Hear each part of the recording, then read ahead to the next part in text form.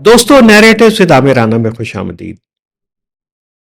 आप सुन रहे हैं काकरोच जनता पार्टी के बारे में, आज़ाद कश्मीर में होने वाले प्रोटेस्ट के बारे में जो खासा वायलेंट हो गया है। कभी हमें बुरी खबरें आती हैं बलूचिस्तान से, और फिर ये कि एक जंग गल्फ के अंदर चल रही है और पाकिस्तान उसमें सुलह करवाने की कोशिश कर रहा है। बड़ी बड़ी खबरें हैं, बड़े बड़े प्रोटेस्ट हैं, और हुकूमतों के ऊपर दबाव है। कहीं पे तख्त उल्टे जा रहे हैं, कहीं पे ताज उछाले जा रहे हैं, और लगता है कि एक बड़ा इनकलाबी दौर शुरू हो गया है। और इस अथल पथल के बाज़ाहिर इनकलाबी नज़र आने वाले इस दौर के अंदर बाज़ दफ़ा बड़ी अहम खबरें हमारी नज़रों से ओझल हो जाती हैं।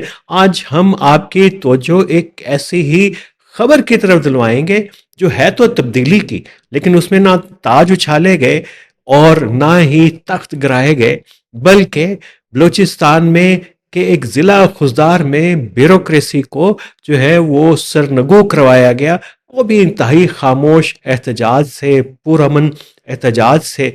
कोई एक पत्थर नहीं लगा, एक पत्ता नहीं गिरा, कोई चूं हुई ना चरा, और बलूचिस्तान के नौजवानों का एक मुतालबा मान लिया गया।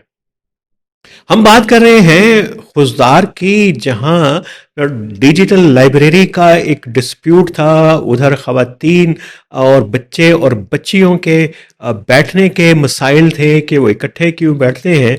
और ये कि सबसे ज़्यादा अहम कि लगता था लोकल इंतज़ामिया को कि ये जो लाइब्रेरियां हैं ये कहीं पे वो मरकज़ तो नहीं बन रही जहाँ पे बगावतें पनपती हैं, जहाँ पे बच्चों के शऊर को ख़राब किया जाता है और उनके जहन को पोलिटिसाइज किया जाता है। तो क्यों ना ये लाइब्रेरियां बंद कर दी जाएं। और ख़ास तौर पे जब नौजवान खासी तादाद के अंदर वहाँ पे मौजूद हो तो ये तो ख़तरा बढ़ जाता है, क्योंकि बलूचिस्तान के अंदर जो इंसर्जेंसी है उसको हम कहते हैं कि लेफ़्ट की इंसर्जेंसी है, लेफ़्ट लीनिंग वाली। मजमूई तौर के ऊपर सारी नहीं है, लेकिन मजमूई तौर के ऊपर वो लेफ़्ट की लीनिंग वाली इंसर्जेंसी है। वो लेफ़्ट की जो भी पॉलिटिकल एक्सप्रेशन है उसका बेशक वायलेंट एक्सप्रेशन है, वो बहरहाल किताब से होके गुजरता है। लेकिन ये जो बलूचिस्तान का नौजवान लाइब्रेरी में जाता है, ये इसके लिए नहीं, बल्कि वो तो उस डीसी के मुकाबले में एक अफसर बनना चाहता है, उससे इंस्पिरेशन लेता है जो उसकी लाइब्रेरी को बंद करवाना चाहता है। वो इस पूरे निज़ाम का हिस्सा भी बनना चाहता है, वो सीएसएस भी करना चाहता है, वो उस्ताद भी बनना चाहता है, अफसर बनना चाहता है। उसको सरकारी नौकरी चाहिए, क्योंकि पाकिस्तान में सरकारी नौकरी ही ताकत का ज़रिया है, और यही आपके जो वसाइल का ज़रिया है। वो बेशक आप जिस तरीके से भी पैसे कमाएं, आपको सरकारी नौकरी हो तो आपका एक चपड़ासी, उस्ताद, प्रोफेसर, डॉक्टर, अफसर और क्या अनगिनत क्लर्क और इतने पूरी ब्यूरोक्रेसी, पूरे स्ट्रक्चर, वो कहीं ना कहीं से अपनी दरक लगाता है और एक माली आसूदगी हासिल कर ही लेता है। तो सबकी ख्वाहिश ये होती है कि एक पब्लिक सेक्टर में जाया जाए। ये खुजदार के अंदर भी, कोयटा के अंदर भी बलोच नौजवान नस्ल के बड़े चर्चे होते हैं कि वो बहुत पढ़ते हैं और उनका क्रिटिकल थिंकिंग बहुत अच्छी है।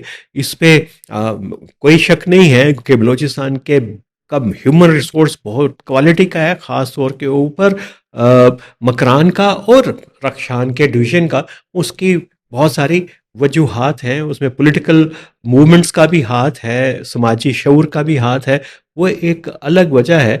लेकिन बलूचिस्तान की यूथ का एक बड़ा तबका इस पाकिस्तान की ताकत का, इस ब्यूरोक्रेसी का, यहाँ की इस्टेब्लिशमेंट का एक हिस्सा बनना चाहता है, क्योंकि उसको लगता है कि ये जो इस वक्त मेरी बात नहीं सुनी जा रही, जो उसको एक अपनी बेबसी का एहसास है, वो लगता उसको ये है एक बड़े नौजवान तबके को कि इसका रास्ता जो है वो यही है कि इस सिस्टम का हिस्सा बना जाए।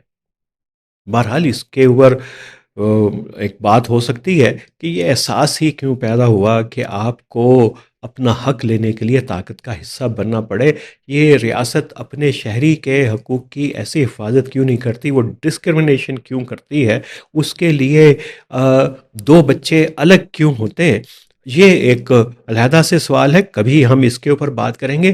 لیکن یہ جو لائبریری ہے اس کا احتجاج، یہ ایک بڑا اہم احتجاج اس لیے تھا کہ جب یہ لائبریریاں کسی بھی خدشے، کسی بھی انتظامی مسئلے، کسی بھی بیوروکریٹ کے افسر کے دماغ کے خلل کی وجہ سے ان کو بند کیا گیا تھا، اس کو خلل کو درست کیا نوجوانوں نے.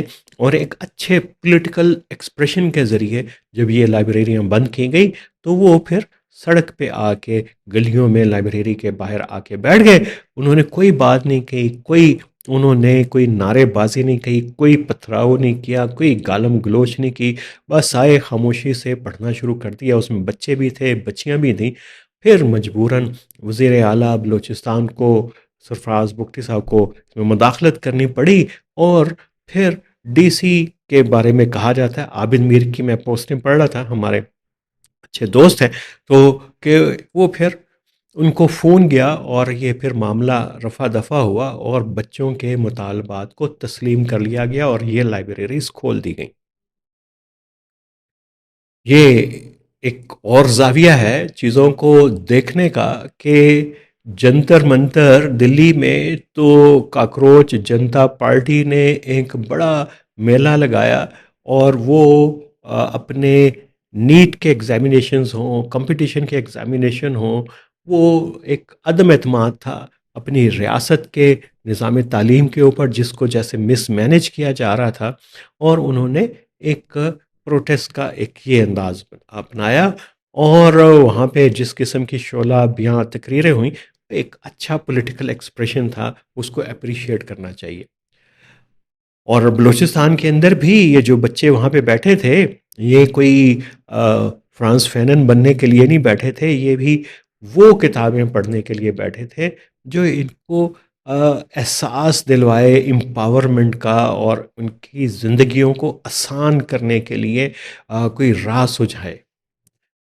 اور یہ ایک کامن چیز ہے ان دونوں احتجاج کے اندر. لیکن بلوچستان کا احتجاج تھا بے شک چھوٹے سکیل کا، ایک چھوٹے سے علاقے کا، لیکن اس نے یاد تازہ کروائی کہ سیاسی جدوجہد پرامن طریقے سے بھی ہو سکتی ہے، پرامن طریقے سے بھی اس کو حاصل کیا جا سکتا ہے. یہ کیا زبردست مثال ہے جو خضدار کے طلبہ و طالبات نے قائم کی. اور اس سے امید بھی ہمیں بن چلی کہ بلوچستان کی جو یوتھ ہے اس کا پولیٹیکل ایکسپریشن صرف ایک نہیں ہے. جس طریقے سے ہمیں اسلام آباد، لاہور، کراچی میں بیٹھ کے نظر آتا ہے کہ اس کے ایک دو ہی ایکسپریشن ہیں. کچھ لوگ پہاڑوں پہ چلے گئے ہیں، کچھ قوم پرست ہیں جن کو کبھی ریاست ایک ہی بریکٹ میں ڈالتی ہے کہ یہ تخریب کار ہیں، کہ یہ سبورژن کی موومنٹس ہیں.